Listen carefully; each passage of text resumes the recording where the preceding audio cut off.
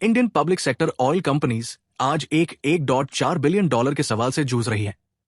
पिछले 3 साल से रशिया में फंसी उनकी डिविडेंड इनकम को वापस इंडिया कैसे लाया जाए।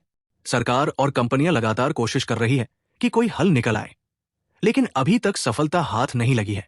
कंपनियों को भरोसा है कि पैसा सेफ है, क्योंकि रशियन ऑयल एसेट से मिलने वाले डिविडेंड्स इंडियन बैंक की मॉस्को शाखा में उनके अकाउंट्स में रेगुलरली जमा हो रहे हैं।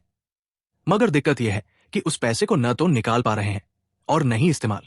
ये फंसे हुए डिविडेंड्स उन अरबों डॉलर के इन्वेस्टमेंट से जुड़े हैं जो इंडियन पीएसयूज ने सालों से रशियन ऑयल और गैस प्रोजेक्ट्स में स्टेक्स खरीदने के लिए लगाए हैं।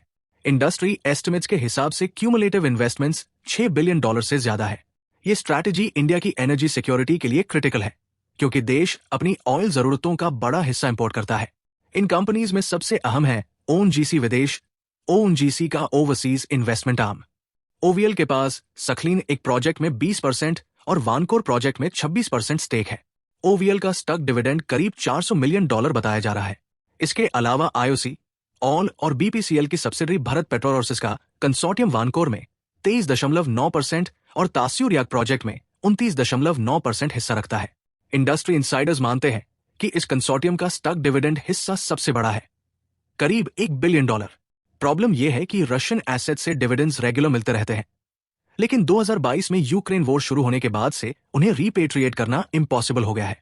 सबसे बड़ी बाधा पेमेंट चैनल रिस्ट्रिक्शंस है, जो वॉर के बाद रशिया पर लगाए गए। फिलहाल ये डिविडेंड्स मॉस्को में कमर्शियल इंडो बैंक एसबीआई की अफिलिएट के अकाउंट्स में रूबल्स में पड़े हैं।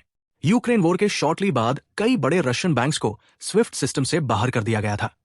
स्विफ्ट ग्लोबल पेमेंट्स का बैकबोन है और इस बैन ने रशिया की फाइनेंशियल ट्रांजैक्शंस की ग्लोबल पहुंच काट दी। रशिया ने यूएस डॉलर आउटफ्लो पर भी रिस्ट्रिक्शंस लगा दिए ताकि फॉरेक्स वॉलेटिलिटी को रोका जा सके। इसमें एक और कॉम्प्लिकेशन है। कई इंडियन कंपनीज ने रशियन प्रोजेक्ट्स में इन्वेस्टमेंट एसपीवीज, स्पेशल पर्पस व्हीकल्स के थ्रू किया था, जो सिंगापुर जैसे ओवरसीज जुरिस्डिक्शंस में रजिस्टर्ड है। इंडियन और रशियन कंपनीज के बीच ये इशू लगातार उठता रहा है। यहां तक कि न्यू दिल्ली और मॉस्को के बीच गवर्नमेंट टू गवर्नमेंट टॉक्स में भी ये मैटर आता है। मगर वेस्टर्न सैंक्शंस की वजह से कोई वर्केबल सोल्यूशन अभी तक नहीं निकला। एक्सपर्ट्स मानते हैं कि शायद तभी रास्ता खुलेगा जब रशिया यूक्रेन वॉर खत्म हो और सैंक्शंस ईज हो। रिपैट्रिएशन के अलावा कंपनीज ने एक्सप्लोर किया है कि फंड्स को रशिया के अंदर कैसे यूज किया जाए। ऑप्शंस बहुत लिमिटेड है। एक पॉसिबिलिटी है कि इस पैसा को रशिया के अंदर पेमेंट्स के लिए यूज किया जाए, या फिर एग्जिस्टिंग प्रोजेक्ट्स में केपेक्स या ओपेक्स के लिए, लेकिन ये प्रैक्टिकली वायबल नहीं है। डिविडेंड्स रिलीज होने से पहले ही ऑपरेशनल खर्च काट लिया जाता है और प्रोजेक्ट्स अपने मेजर केपेक्स फेज से गुजर चुके हैं, यानी नए बड़े इन्वेस्टमेंट्स की जरूरत फिलहाल नहीं है। एक अपवाद ओवीएल का मामला हो सकता है। सखलीन एक प्रोजेक्ट में दोबारा शेयर होल्डर बनने के लिए ओवीएल को करीब $600 मिलियन रशिया को देने हैं।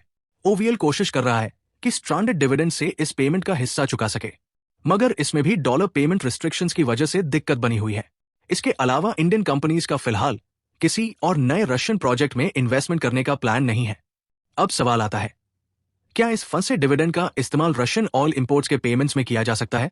दिखने में आसान लगता है, लेकिन रियलिटी में बेहद कॉम्प्लेक्स है। सबसे पहले आईओसी और बीपीसीएल रशियन ऑयल खरीदते हैं, लेकिन ऑयल और ओवीएल नहीं।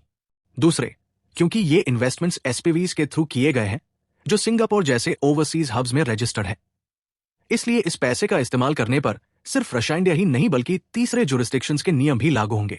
वेस्टर्न सैंक्शंस और एनर्जी सेक्टर रिस्ट्रिक्शंस इस ऑप्शन को और भी मेसी बना देते हैं।